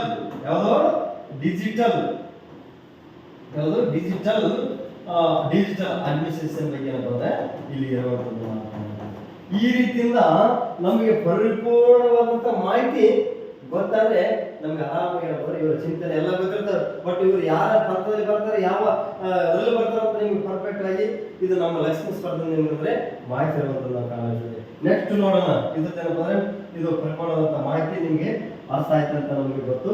ಇಲ್ಲಿ ಪ್ರಮುಖವಾಗಿ ಏನಪ್ಪ ಅಂದ್ರೆ ಇದಾದ್ರೆ ಪಂಚಾಯತ್ ರಾಜ್ ವ್ಯವಸ್ಥೆ. ಈ ಪಂಚಾಯತ್ ರಾಜ್ ವ್ಯವಸ್ಥೆಗೆ ಏನಪ್ಪ ಅಂದ್ರೆ ನಮ್ಗೆ ಅಂದ್ರೆ ಎಲ್ಲವೂ ಗೊತ್ತಿರ್ತದೆ. ಇಲ್ಲಿ ಅಂದ್ರೆ 73ನೇ ಅಮೆಂಡ್ಮೆಂಟ್, 74ನೇ ಅಮೆಂಡ್ಮೆಂಟ್ 1992ರಲ್ಲಿ ಅಂಗೀಕಾರ ಆಯ್ತು ಅನ್ನುವಂಥದ್ದು. ಅಂದ್ರೆ ಈಗ ಏನಂದ್ರೆ ಯಾರು PV ನರಸಿಂಹರಾವ್ ಅಂದ್ರೆ ಭಾರತದ ಪ್ರಧಾನದಂತ PV ನರಸಿಂಹರಾವ್ ಅವಧಿಯಲ್ಲಿ ಅವರ ಅವಧಿಯಲ್ಲಿ ಏನಂದ್ರೆ ಏನಾಯ್ತು 73ನೇ ಅಮೆಂಡ್ಮೆಂಟ್ 74ನೇ ಅಮೆಂಡ್ಮೆಂಟ್ ಅಂದ್ರೆ ಅಂಗೀಕಾರ ಆಗ್ತದೆ. ಅಂದ್ರೆ ಗ್ರಾಮ ಮಟ್ಟದಲ್ಲಿ ನಗರ ಮಟ್ಟದಲ್ಲಿ ಏನಂದ್ರೆ ಅವರು ಆಡಳಿತದಲ್ಲಿ ಭಾಗವಹಿಸಲಿ, ಒಂದು ದೇಶವನ್ನು ಬರೇ ಕೆಳ ಹಂತದಿಂದ ಡೆವಲಪ್ ಆಗಲಿ ಅನ್ನೋ ರೀತಿಯಲ್ಲಿ ನಾವು ಪಂಚಾಯತ್ ರಾಜ್ ವ್ಯವಸ್ಥೆ ಅವರೇನಿಲ್ಲ ಅನ್ನೋದು ಕಾಣುತ್ತದೆ. ಇಲ್ಲಿ ನೋಡ್ರಿ ಕ್ವಶನ್ ಯಾವ ರೀತಿಯಾದಂತ ರೀತಿ ಕೇಳಿದ್ರೆ ಡೆವಲಪ್ಮೆಂಟ್ ಅಡ್ಮಿನಿಸ್ಟ್ರೇಷನ್ ಅಂದ್ರೆ ಅಭಿವೃದ್ಧಿ ಆಡಳಿತ ಅಂದ್ರೆ ಅಭಿವೃದ್ಧಿ ಆಡಳಿತದ ಪರಿಕಲ್ಪನೆ ಪಂಚಾಯತ್ ರಾಜ್ ವ್ಯವಸ್ಥೆಯ ಯಾವ ಆಯಾಮಕ್ಕೆ ಸಂಬಂಧಿಸಿದ ಅನ್ನೋದು ನೋಡ್ರಿ ಇಲ್ಲಿ ಎಲ್ಲವೂ ರಿಲೇಟ್ ಆಗಿ ಎಲ್ಲವೂ ನಾಲ್ಕು ಸರಿ ಅನಿಸ್ತಾವ. ಯಾಕಂದ್ರೆ ಇಲ್ಲಿ ನಮಗೇನಪ್ಪ ಅಂದ್ರೆ ಒಂದು ಅಡ್ಮಿನಿಸ್ಟ್ರೇಷನ್ ಡೆವಲಪ್ ಆಗ್ಬೇಕಾಗಿದ್ರೆ ರಾಜಕೀಯದಿಂದ ಡೆವಲಪ್ ಆಗ್ತದ. ಅಂದ್ರೆ ಅಲ್ಲಿ ಆಲ್ಮೋಸ್ಟ್ ಅಂದ್ರೆ ಇಲ್ಲಿ ಒಂದು ಗ್ರಾಮ ಮಟ್ಟದಲ್ಲಿರುವಂತ ಸದಸ್ಯರಂದ್ರೆ ರಾಜಕೀಯವಾಗಿ ಭಾಗವಹಿಸ್ತಾರ, ರಾಜಕೀಯ ಪ್ರಜ್ಞೆ ಮೂಡ್ತದ. ಅವ್ರು ಏನಪ್ಪ ಅಲ್ಲಿ ಹಳ್ಳಿಯ ಎಲ್ಲ ಅಭಿವೃದ್ಧಿಯನ್ನು ಮಾಡ್ತಾರ ಅನ್ನೋದಿದ್ರೆ ರಾಜಕಾಯ ಸಂಬಂಧಪಡ್ತದ. ಮತ್ತು ಸಾಮಾಜಿಕ ಆಯಾಮ ಬಗ್ಗೆ ಅಂದ್ರೆ ಸಮಾಜದಲ್ಲಿರುವಂತಹ ಕೆಲವು ಸಮಸ್ಯೆಗಳಾಗಿರುವಂತದ್ದಾಗಿರ್ಬೋದು, ಅಲ್ಲಿ ಒಂದು ಅಂತರವನ್ನು ಇದು ಅಂದ್ರೆ ಅಂತರವನ್ನು ಅಂದ್ರೆ ಡಿಫ್ರೆಂಟ್ ಮಾಡುವಂಥದ್ದು ಅಂದ್ರೆ ಈ ರೀತಿಯ ಮಾಹಿತಿಯನ್ನು ಸಾಮಾಜಿಕ ಸಂಬಂಧಪಡ್ತದ ಅನ್ನೋದ್ರ. ನೆಕ್ಸ್ಟ್ ಆರ್ಥಿಕ ಅಭಿವೃದ್ಧಿ ಆಯಾಮ ಬರ್ತದ ಮತ್ತು ಆಡಳಿತ ಆಯಾಮ ಅನ್ನೋದ್ರ ಬಗ್ಗೆ ನೋಡ್ತಾರೆ. ಇದೇನಪ್ಪ ಅಂದ್ರೆ ಡೆವಲಪ್ಮೆಂಟ್ ಅಡ್ಮಿನಿಸ್ಟ್ರೇಷನ್ ಅಂತಂದ್ರೆ ಯಾವುದು ಆರ್ಥಿಕ ಅಭಿವೃದ್ಧಿ. ಇದು ಇಂಪಾರ್ಟೆಂಟ್ ನೋಡ್ರಿ. ನಾವು ಆಲ್ಮೋಸ್ಟ್ ಅಂದ್ರೆ ಪಂಚಾಯತ್ ರಾಜ್ ವ್ಯವಸ್ಥೆಯಲ್ಲಿ ಅಂದ್ರೆ ಪ್ರಮುಖವಾಗಿ ಅಂದ್ರೆ ತೆರಿಗೆಯನ್ನು ವಿಧಿಸುವಂತ ಅಧಿಕಾರ ಗ್ರಾಮ ಮಟ್ಟಕ್ಕೆ ಕೊಟ್ಟಾರ. ಯಾಕಂದ್ರೆ ಎಷ್ಟನೇ ಆರ್ಟಿಕಲ್ ಹೇಳ್ರಿ ಈಗಾಗಲೇ ಅಂದ್ರೆ ಪಂಚಾಯತ್ ರಾಜ್ ವ್ಯವಸ್ಥೆ ಬಗ್ಗೆ ಎಲ್ಲ ಹೇಳಿದ್ ನಾನು. ಟೋಟಲ್ 243 ಏದಿಂದ ಓವರಿಗೆ ಹೇಳಿದೆ. ಇದರ ಒಂದು ತೆರಿಗೆ ವಿಧಿಸುವಂತ ಒಂದು ವಿಧಿ ಹೇಳ್ರಿ ಎಷ್ಟಂದ್ರೆ 243 ಹೆಚ್ಚು ಬರ್ತದ. ಅಂದ್ರೆ ಟೋಟಲ್ ಅಂದ್ರೆ ಅಲ್ಲಿರುವಂತ ಸಂಪನ್ಮೂಲಗಳನ್ನು ಬಳಕೆ ಮಾಡುವಂಥದ್ದು. ಈಗಲೇ ಕೇಂದ್ರ ಸರ್ಕಾರ ಆಗಿರ್ಬೋದು, ರಾಜ್ಯ ಸರ್ಕಾರ ಅಲ್ಲಿರುವಂತಹ ಹಣಕಾಸು ಅಂದ್ರೆ ಬಳಕೆ ಮಾಡೋದಂದ್ರೆ ಇಡೀ ಒಂದು ಆರ್ಥಿಕ ಅಭಿವೃದ್ಧಿ ಮೂಲಕ ಅಂದ್ರೆ ಒಂದು ಪಂಚಾಯತ್ ರಾಜ್ ಅಂದ್ರೆ ಅಸ್ತಿತ್ವಕ್ಕೆ ಆಗುತ್ತದೆ ಅನ್ನೋದ್ರಲ್ಲಿ ಕಾಲ ಆಗ್ತದೆ. ಒಟ್ಟಂದ್ರೆ ಇಲ್ಲಿ ಪಂಚಾಯತಿ ಅಂತಂದ್ರೆ ಇಲ್ಲಿ ಒಂದು ಗ್ರಾಮ ಸ್ವರಾಜ್ಯ ಮತ್ತು ರಾಮರಾಜ್ಯ ಅನ್ನುವಂಥ ರೀತಿಯಲ್ಲಿ ಈಗಾಗಲೇ ಗಾಂಧಿ ಅವರು ಒಂದು ಕಲ್ಪನೆಯಲ್ಲಿ ಅಂದ್ರೆ ಹೇಳಿರುವಂತ ಕಾರಣ ಆಗ್ತದೆ. ನೆಕ್ಸ್ಟ್ ಅಂದ್ರೆ ಮುಂದಿನ ಕ್ವಶನ್ ಹೋಗೋಣ. ಏನಂದ್ರೆ ಇಲ್ಲಿ ನೆಕ್ಸ್ಟ್ ನಮಗೆ ಪ್ರಮುಖವಾದಂತ ರೀತಿಯಲ್ಲಿ ಅಂದ್ರೆ ಅರಿಸ್ಟಾಟಲ್ ಬಗ್ಗೆ ನೀವೆಲ್ಲ ಓದಿರ್ತೀರಿ. ಯಾಕಂದ್ರೆ ಅವರ ಜೀವನ ಚರಿತ್ರೆ ಓದಿರ್ತೀರಿ, ಅವರ ಸರ್ಕಾರ ಓದಿರ್ತೀರಿ, ಅವರ ಕ್ರಾಂತಿಗಳು ಓದಿರ್ತೀರಿ. ಕ್ರಾಂತಿ ಅಂದ್ರೆ ಬದಲಾವಣೆ, ಈ ಎಲ್ಲಾ ರೀತಿಯಾದಂತ ಮಾಹಿತಿಯನ್ನು ಓದಿರ್ತೀರಿ. ಬಟ್ ಈ ರೀತಿಯಾದಂತ ಮಾಹಿತಿ ಕೇಳಿರುವಂತ ನಾವು ಕಾಣುತ್ತೀವಿ. ಯಾಕಂದ್ರೆ ಇಲ್ಲಿ ಯಾವ ರೀತಿ ಅನ್ನೋದ್ರ ಬಗ್ಗೆ ಈಗಾಗಲೇ ನೀವು ಅರಿಸ್ಟಾಟಲ್ ಬಗ್ಗೆ ಅಂದ್ರೆ ಕಮ್ಯುನಿಕೇಶನ್ ಬಗ್ಗೆ ನೀವು ಕಳೆದ ಅದರಲ್ಲಿ ನೋಡಿದ್ರಿ ಅವ್ರು ಯಾವ ರೀತಿಯಾದಂತ ಕಮ್ಯುನಿಕೇಶನ್ ಮಾಡ್ತಾರ ಅನ್ನೋದ್ರ ಬಗ್ಗೆ. ಇಲ್ಲಿ ನೆಕ್ಸ್ಟ್ ಅದೇ ರೀತಿಯಾದಂತ ಅಂದ್ರೆ ಇಲ್ಲಿ ಒಂದು ಕ್ವಶನ್ ಇದೆ. ಅರಿಸ್ಟಾಟಲ್ ಪ್ರಕಾರ ಯಾವುದು ಬೆಸ್ಟ್ ಪ್ರಾಕ್ಟಿಕಬಲ್ ಸ್ಟೇಟ್ ಅತ್ಯುತ್ತಮ ಕಾರ್ಯನಿರ್ವಹಣೆ ರಾಜ್ಯ ಎಂಬುದು ಯಾವುದರಲ್ಲಿ ಬರ್ತದ ಅನ್ನೋದಿದ್ರೆ ಅಂದ್ರೆ ಇಲ್ಲಿ ಒಂದೇನಪ್ಪ ಅಂದ್ರೆ ಬೆಸ್ಟ್ ಪ್ರಾಕ್ಟಿಕಲ್ ಅಂದ್ರೆ ಒಂದು ಉತ್ತಮವಾದಂತ ಸ್ಟೇಟ್ ರಾಜ್ಯ ಅಂದ್ರೆ ಇವ್ರ ಪ್ರಕಾರ ಅಂದ್ರೆ ಜನತಂತ್ರ ಅಂದ್ರೆ ಮೊನಾರ್ಕಿಯಿಂದ ಇದನ್ನ ಬರ್ತದ ಅಂತ ಕೇಳ್ತಾರೆ. ಮೊನಾರ್ಕಿಯಿಂದ ಬರ್ತದ. ಇಲ್ಲೇನಂದ್ರೆ ಮೊನಾರ್ಕಿ ಇರ್ತದೆ ರಾಜ ರಾಣಿ ಇವ್ರೇನ್ ಮಾಡ್ತಾರೆ ಇಡೀ ಆಡಳಿತವನ್ನು ಅಂದ್ರೆ ಮಾಡುವಂಥದ್ದು ನಾವು ಕಾಣುತ್ತೆ. ಇವ್ರೇನಂದ್ರೆ ದೈವಿಕ ನಿಯಮ ಯಾವುದು ದೈವಿಕ ನಿಯಮ ಮಾಡ್ತಾರೆ. ಬಟ್ ಅಂದ್ರೆ ಪ್ರಜೆಗಳ ಬಗ್ಗೆ ಏನಂದ್ರೆ ಕಾಳಜಿ ವಹಿಸ್ತಾರೆ. ಬಟ್ ಏನಂದ್ರೆ ಅಲ್ಲಿ ಯಾವುದೇ ರೀತಿಯಾದಂತ ರೀತಿ ಅಂದ್ರೆ ಕಾಣಲ್ಲ. ಅಂದ್ರೆ ಒಂದು ಉತ್ತಮವಾದಂತ ರಾಜ್ಯ ಅಂತಂದ್ರೆ ರಾಜತಂತ್ರದಿಂದ ಸಾಧ್ಯ ಇಲ್ಲ ಅಂತ ಹೇಳಿ ಎರಡರ ಅರಿಸ್ಟಾಟಲ್ ಹೇಳ್ತಾರೆ. ಮತ್ತು ಪ್ರಜಾಸತ್ತಾತ್ಮಕ ರಾಜ್ಯ ಅಂದ್ರೆ ಡೆಮೋಕ್ರಸಿ ಇದೆಲ್ಲ ಇಲ್ಲಿ ಏನಂತಂದ್ರೆ ಆಲ್ಮೋಸ್ಟ್ ಅಂದ್ರೆ ಇಲ್ಲಿ ಬಹುಸಂಖ್ಯಾತರು. ಯಾಕಂದ್ರೆ ಬಹುಸಂಖ್ಯಾತರು ಏನ್ ಮಾಡ್ತಾರೆ ಅಲ್ಪಸಂಖ್ಯಾತರ ಮೇಲೆ ಅಂದ್ರೆ ಅಲ್ಲಿ ಹೆಚ್ಚಿನ ಪ್ರಾಧಾನ್ಯತೆಯನ್ನು ಅವರು ಪಡ್ಕೊಂಡು ಅಂದ್ರೆ ಇಲ್ಲಿ ತಳ್ಳುವಂಥದ್ದು ಕಾಲ ಆಗ್ತದೆ. ಈ ರೀತಿ ಅಂದ್ರೆ ಇಲ್ಲಿ ಸಹ ಏನಂದ್ರೆ ಇದು ಒಂದು ಉತ್ತಮವಾದಂತ ಸರ್ಕಾರ ಆಗಲ್ಲ. ನೆಕ್ಸ್ಟ್ ಅಂದ್ರೆ ಇಲ್ಲಿ ಇನ್ನೊಂದು ಬರ್ತದೆ ಯಾವ್ದು ಅಂದ್ರೆ ಅಲಿಗರಿಕೆ ಅಂದ್ರೆ ಇದನ್ನ ಒಲಿಗರಿಕೆ ಅಂತ ಹೇಳೋದು. ಅಂದ್ರೆ ಇಲ್ಲಿ ಏನ್ ಮಾಡ್ತಂದ್ರೆ ಕೇವಲ ಏನ್ ಮಾಡ್ತಂದ್ರೆ ಇಲ್ಲಿ ಶ್ರೀಮಂತ ಜನರು ಮಾತ್ರ ಏನ್ ಮಾಡ್ತಾರ ಅಧಿಕಾರವನ್ನು ಅನುಭವಿಸ್ತಾರ. ಇಲ್ಲಿ ಕೆಲವು ಜನ ಅಂದ್ರೆ ಉಳಿದ ಜನರಿಗೆ ಏನಂದ್ರೆ ಇಲ್ಲಿ ಯಾವುದೇ ರೀತಿಯಾದಂತ ಅವಕಾಶ ಇರೋದಿಲ್ಲ. ಇದರಲ್ಲಿ ಉತ್ತಮವಾದಂತ ಅರಿಸ್ಟಾಟಲ್ ಪ್ರಕಾರ ಉತ್ತಮವಾದಂತ ಗುಡ್ ಸ್ಟೇಟ್ ಅಂತಂದ್ರೆ ಯಾವುದು ಸಂಯುಕ್ತ ಸರ್ಕಾರ. ಸಂಯುಕ್ತ ಸರ್ಕಾರ ಅಂದ್ರೆ ಯಾವ ರೀತಿ ಅಂದ್ರೆ ಇಲ್ಲಿ ಯಾರು ಧನಿಕರು ಪ್ಲಸ್ ಬಡವರು ಇವರ ಮಧ್ಯೆ ಅಂದ್ರೆ ಇವರಲ್ಲಿರುವಂತ ಹಿತಾಸಕ್ತಿ ಏನ್ ಮಾಡ್ತದ ಸಮಾನವಾದಂತ ರೀತಿಯಲ್ಲಿ ಅಂದ್ರೆ ಸಮಾನ ಅಂತಂದ್ರೆ ಈಕ್ವಲ್ ರೀತಿಯಲ್ಲಿ ಅಂದ್ರೆ ಕೊಂಡೊಯ್ಯಲಿಕ್ಕೆ ಇಂಪಾರ್ಟೆಂಟ್ ಇರುವಂತದ್ದು ಯಾವ್ದು ಅಂದ್ರೆ ಸಂಯುಕ್ತ ಸರ್ಕಾರ ಅಂದ್ರೆ ಇಲ್ಲಿ ಅಲ್ಲಿಗೆ ಗೋರ್ಮೆಂಟ್ ಈಸ್ ರಿಚ್ ಇದೇನಪ್ಪ ಅಂದ್ರೆ ಈಕ್ವಲ್ ಆಗಿ ತೆಗೆದುಕೊಂಡಂತಂದ್ರೆ ಇದೇ ಉತ್ತಮ ಅನ್ನೋದು ಕಾಣುತ್ತೆ. ಇಲ್ಲಿ ಬಹುಸಂಖ್ಯೆ ಇದ್ರೆ ಇಲ್ಲಿ ಯಾವುದೇ ರೀತಿ ಇರಲ್ಲ. ಗಣರಾಜ್ಯ ಅಂದ್ರೆ ಆರಾಮ ಏನಂದ್ರೆ ತಮ್ಮದಾದಂತ ರೀತಿಯಲ್ಲಿ ಇರುವಂತದ್ದನ್ನು ನಾವು ಕಾಣುತ್ತೇವೆ. ಇದು ಈ ರೀತಿಯಾದಂತಹ ಮಾಹಿತಿಯನ್ನು ನಾವು ಇಲ್ಲಿ ಕಂಡಿದ್ದೀವಿ. ನೆಕ್ಸ್ಟ್ ಮತ್ತೆ ಪ್ರಮುಖವಾದಂತ ರೀತಿಯಲ್ಲಿ ಅಂದ್ರೆ ಇಲ್ಲಿ ಅಂತಾರಾಷ್ಟ್ರೀಯ ಸಂಬಂಧಕ್ಕೆ ಸಂಬಂಧಪಟ್ಟಂತೆ ಕಾಂಪಿಟೇಟಿವ್ ಪಾಲಿಟಿಕ್ಸ್ ಅಂದ್ರೆ ಹೋಲಿಕಾತ್ಮಕ ರಾಜಕೀಯ ವ್ಯವಸ್ಥೆ ಯಾವ ರೀತಿ ಅನ್ನೋದ್ರ ಬಗ್ಗೆ ನೋಡುವಂಥದ್ದು. ಇಲ್ಲಿ ನೋಡ್ರಿ ನಮ್ಮಲ್ಲಿ ನಮ್ಗೇನಂದ್ರೆ ಅಂತಾರಾಷ್ಟ್ರೀಯ ಸಂಬಂಧಪಟ್ಟಂತೆ ಹೋಲಿಕೆಗಳ ಬಗ್ಗೆ ಎಲ್ಲಾ ಮಾಹಿತಿ ಗೊತ್ತಿರ್ತವೆ. ಬಟ್ ಇಲ್ಲೇನ್ ಮಾಡಿದ್ರೆ ಕಾಂಪಿಟೇಟಿವ್ ಪಾಲಿಟಿಕ್ಸ್ ಅಂದ್ರೆ ರಾಜಕೀಯ ತುಲನಾತ್ಮಕ ಎಂಬ ಪದ ಫಸ್ಟ್ ವರ್ಡ್ ಏನಂದ್ರೆ ಬಳಕೆ ಮಾಡಿದ ವ್ಯಕ್ತಿಗಳು ಯಾರು ಅನ್ನೋದಕ್ಕೆ ಕಾರಣ. ಇಲ್ಲಿ ನೋಡ್ರಿ ಇದ್ರಾಗ ಏನಪ್ಪ ಫಸ್ಟಿಗೆ ಕಾಂಪಿಟೇಟಿವ್ ಪಾಲಿಟಿಕ್ಸ್ ಅಂತೇಳಿ ಬಳಕೆ ಯಾರು ಮಾಡ್ಯಾರ ಅನ್ನೋದಕ್ಕೆ ಕಾಣುತ್ತದೆ. ಇದಕ್ಕೆ ನೇರವಾದಂತ ನಾವು ಆನ್ಸರ್ ಯಾವುದು ಅಂತಂದ್ರೆ ಅರಿಸ್ಟಾಟಲ್ ಬರ್ತದೆ. ಯಾವುದು ಅರಿಸ್ಟಾಟಲ್. ಈ ಅರಿಸ್ಟಾಟಲ್ ಅಂತಂದ್ರೆ ನಾವು ಇವರ ಬಗ್ಗೆ ಮಾಹಿತಿ ಹೇಳೋಕ್ಕಿಂತ ಮುಂಚಿತವಾಗಿ ಏನಂದ್ರೆ ಈ ಮ್ಯಾಕ್ಸ್ವೆಲ್ ಬಗ್ಗೆ ನೋಡೋಣ. ಈ ಮ್ಯಾಕ್ಸ್ವೆಲ್ ಅಂತಂದ್ರೆ ಇವರು ಏನ್ ಮಾಡ್ತಾರೆ ಅಂದ್ರೆ ಅಧಿಕಾರ ಬಗ್ಗೆ ಅಂದ್ರೆ ಇಲ್ಲಿ ಮಾಹಿತಿ ಕೊಡ್ತಾರೆ. ಅಧಿಕಾರ ಶಾಹಿ ಬಗ್ಗೆ ಹೇಳ್ತಾರೆ. ಅಂದ್ರೆ ಅಧಿಕಾರ ಶಾಹಿ ಯಾವ ರೀತಿ ಇರ್ಬೇಕಂದ್ರೆ ಇಲ್ಲಿ ಸಮಾಜದ ಸಮನತೆಯ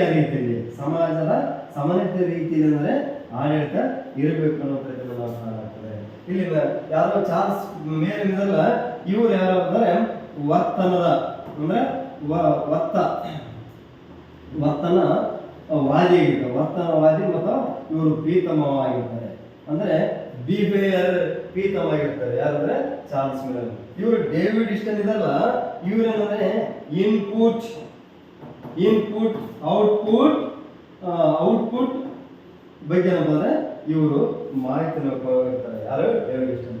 ನಮಗೆ ಇದೆಲ್ಲದಕ್ಕೆ ನಾವು ಅರಿಸ್ಟಾಟಲ್ ಬಗ್ಗೆ ಪರಿಪೂರ್ಣವಾದಂತ ಮಾಹಿತಿ ನೋಡೋಣ. ಯಾವ ರೀತಿ ಅಂದ್ರೆ ಒಂದು ಕಂಪೇಟಿವ್ ಪಾಲಿಟಿಕ್ಸ್ ಇದೆಲ್ಲ ಕಂಪೇಟಿವ್ ಪಾಲಿಟಿಕ್ಸ್ ಸಂಬಂಧಪಟ್ಟಂತೆ ಪರಿಪೂರ್ಣ ರೀತಿ ಯಾವ ರೀತಿ ಅಂದ್ರೆ ನಮಗೆ ಇವರ ಕೃತಿ ಯಾವುದು?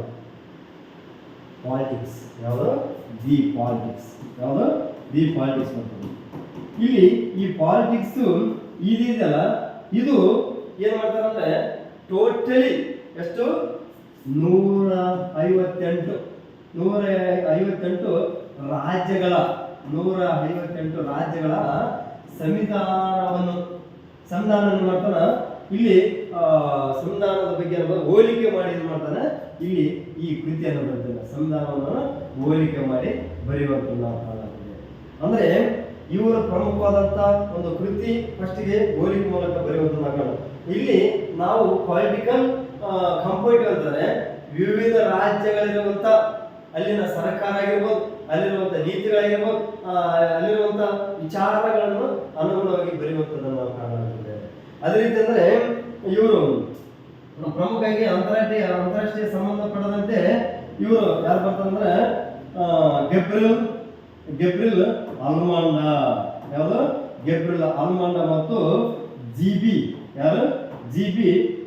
ಪವಲ್ ಇವ್ರೇನಂದ್ರೆ ಅಂತಾರಾಷ್ಟ್ರೀಯ ಸಂಬಂಧಪಟ್ಟಂತಂದ್ರೆ ಅವರು ಆದಂತ ಒಂದು ಕೃತಿ ಬರೀತಾರೆ. ಯಾವ್ದಪ್ಪ ಅಂದ್ರೆ ಫಂಕ್ಷನ್.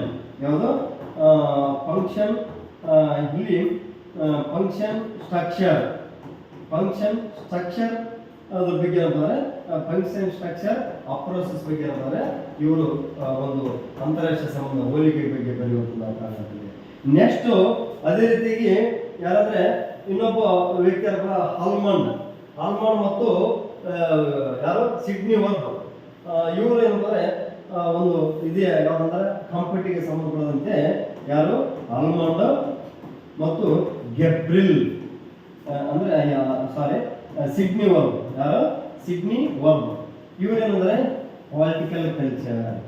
ಯಾವುದು? ಪೊಲಿಟಿಕಲ್ ಕಲ್ಚರ್ ಬಗ್ಗೆ ಅಂದ್ರೆ ಇವರು ಮಾಹಿತಿಯನ್ನು ಕೊಡ್ತಾರೆ. ಮತ್ತೆ ಅದೇ ರೀತಿ ಅಂದ್ರೆ ಈಗಾಗಲೇ ಮತ್ತೆ ಕಂಪ್ಯೂಟರ್ ಕೋರ್ಸ್ನಲ್ಲಿ ಯಾರಂದ್ರೆ ಆಲ್ಬರ್ಟ್ ಸೈಮನ್ ಅವರು ಬರುವಂತ ಒಟ್ಟೇನಪ್ಪ ಅಂದ್ರೆ ಇಡೀ ಒಂದು ದೇಶದಲ್ಲಿರುವಂತ ಒಂದು ಉತ್ತಮವಾದಂತಹ ಅಂಶಗಳೇನಪ್ಪ ಅಂದ್ರೆ ಆ ದೇಶದಲ್ಲಿ ಇರ್ಬೇಕಂದ್ರೆ ಬೇರೆ ಬೇರೆ ದೇಶದ ಸಂವಿಧಾನಗಳಿರುವಂಥದ್ದು. ಯಾಕಂದ್ರೆ ನಮ್ಮ ಭಾರತದ ಸಂವಿಧಾನ ಅಂತಂದ್ರೆ ರಚನೆ ಆಗ್ಬೇಕಾಗಿದ್ರೆ ಅಲ್ಲೇನಂದ್ರೆ ಬೇರೆ ಬೇರೆ ಆದಂತಹ ದೇಶಗಳ ಇರುವಂತಹ ಸಂವಿಧಾನವನ್ನು ನಮ್ಮ ದೇಶದಲ್ಲಿ ಅಳವಡಿಸಿಕೊಂಡಿರುವಂಥದ್ದು ನಾವು ಕಾಣಲಾಗ್ತದೆ. ಈ ರೀತಿ ಅಂದ್ರೆ ಎಲ್ಲವೂ ಅಂದ್ರೆ ಉತ್ತಮವಾದಂತ ಮಾಹಿತಿಗಳನ್ನು ನಾವು ಇಲ್ಲಿ ಕೊಡ್ತಾ ಬಂದಿರುವಂಥದ್ದು. ಈಗ ಏನಂದ್ರೆ ಇದು ಯಾವ್ದಂದ್ರೆ ಮೊನಾರ್ಕಿ ಇರುವಂತಂದ್ರೆ ರಾಜತಂತ್ರ. ಏನಪ್ಪ ಅಂದ್ರೆ ಇಲ್ಲಿ ಜನರ ಬಗ್ಗೆ ಏನಂದ್ರೆ ಇವ್ರೇನ್ ಮಾಡ್ತಾರೆ, ತಮ್ಮದಾದಂತ ನೀತಿಗಳನ್ನು ನೋಡ್ಕೊಂಡ್ರೆ ಆಡಳಿತ ಮಾಡ್ತಾರೆ. ಇಲ್ಲಿ ಯಾವುದೇ ರೀತಿಯಾದಂತೆ ಇಲ್ಲಿ ಮಾಹಿತಿಯನ್ನು ಅಂದ್ರೆ ಜನರ ಬಗ್ಗೆ ಕಾಳಜಿ ಇರ್ತಾರೆ, ಬಟ್ ಏನಂದ್ರೆ ನಾಟಕ ಮಾಡುವಂಥದ್ದು ನಾವು ಮಾಡ್ತೀವಿ. ಈ ರೀತಿ ಅಂದ್ರೆ ನಮ್ಮೆಲ್ಲರಿಗೂ ಒಳ್ಳೆ ಒಳ್ಳೆದಂತ ಮಾಹಿತಿಗಳನ್ನು ಕೊಟ್ಟಿದ್ದೀವಿ. ಅದ್ರ ಜೊತೆ ಅಂದ್ರೆ ಈಗಾಗಲೇ KCET ಅಂದ್ರೆ 2ನೇ ತಾರೀಕು ಇರುವಂಥದ್ದು. ನೆಕ್ಸ್ಟ್ ಅಂದ್ರೆ UGC ಕೂಡ ಇದೆ. ಅದ್ರ ಜೊತೆ ಅಂದ್ರೆ TET ಇದೆ ಮತ್ತು SDF ಇದೆ. ಈ ರೀತಿ ಅಂದ್ರೆ ಹೊಸ ಹೊಸ ಮಾಹಿತಿಗಳಂದ್ರೆ ನೆಕ್ಸ್ಟ್ ಅದರಲ್ಲಿ ನೀವಂದ್ರೆ ಭೇಟಿ ಆಗೋಣ. ಒಟ್ಟು ಅಂದ್ರೆ ಎಕ್ಸಾಮ್ ಅಂದ್ರೆ ಚೆನ್ನಾಗಿ ಬರಿ. All the best. ನಮ್ಮ ಲಕ್ಷ್ಮೀ ಸ್ಪರ್ಧೆಯಿಂದ ತಾವು ಯಾರು ಎಲಿಜಿಬಲ್ ಆಗಿರ್ತಾರಲ್ಲ ಅಂತ KCET ಸ್ಪರ್ಧಾರ್ಥಿಗಳಂತಂದ್ರೆ ನಮ್ಮ ಫೋನ್ ಈಗಾಗಲೇ ನಮ್ಮ ನಂಬರ್ಗೆ ಅಂದ್ರೆ ಕಾಲ್ ಮಾಡಿ. ಯಾಕಂದ್ರೆ ಈಗಾಗಲೇ ಇದಕ್ಕೆ ಸಂಬಂಧಪಟ್ಟಂತೆ ನಮ್ಮ ನಂಬರ್ ಇರುವಂಥದ್ದು 974143 ಅಂದ್ರೆ ಕಾಲ್ ಮಾಡಿ. ಯಾಕಂದ್ರೆ ನಮ್ಮ ಚಾನಲ್ ಮೂಲಕ ಏನಂದ್ರೆ ನೀವು KCET ಎಲಿಜಿಬಲ್ ಆಗಿರ್ತೀರಿ, ನಮಗೆ ಒಂದು ಸಂತೋಷ. ನಾವೇನಂದ್ರೆ ಇನ್ನು ನೆಕ್ಸ್ಟ್ ಹೆಚ್ಚಿನ ರೀತಿಯ ವಿಡಿಯೋಗಳು ಕಾಂಪಿಟೇಟಿವ್ಗೆ ಕೊಡುವಂತ ಒಂದು ಅವಕಾಶ ನಮ್ಮ ಹುಕುಂದಪ್ಪ ಸರ್ ನಾವು ಕೊಡುವಂಥದ್ದು ನಾವು ಕಾಣುತ್ತದೆ. ಇಲ್ಲಿ ನನ್ನ ಕ್ಲಾಸ್ ಮುಗಿಸ್ತಿದ್ದೆ. All the best. Thank you.